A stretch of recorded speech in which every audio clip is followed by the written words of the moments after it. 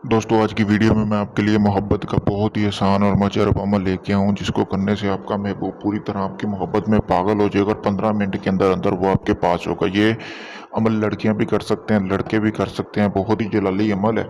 सबसे पहले आपको जैसा कि सामने तवीज़ ये नज़र आ रहा है, इसको आपने करना क्या है दोस्तों, इसको आपने 2 तवीज़ बना लेने हैं। थोड़ी सी ज़ाफ़रान लेनी है बाज़ार से, उसमें स्याही मिला के, ठीक है।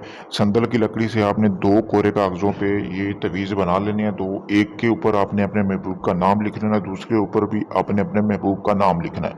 सिर्फ़ अपने महबूब का नाम लिखना है। एक तवीज़ को आपने किसी मीठी चीज़ में घोल के अपने महबूब को पिला देना है। उसके बाद फिर जैसे ही वो पिएगा, उसके बाद दूसरा तवीज़ जो है वो आपने हल्की मतलब कि आग वगैरह पे आपने उसको जला देना है। जैसे ही आप उस तवीज़ को जलाएंगे 15 मिनट बाद उसका असर होना शुरू हो जाएगा। वो लड़की या लड़का जिसके लिए भी आप कर रहे हो खुद चल के आपके पास आएगा, आपको अपने मुंह से अपनी मोहब्बत का इजहार करेगा।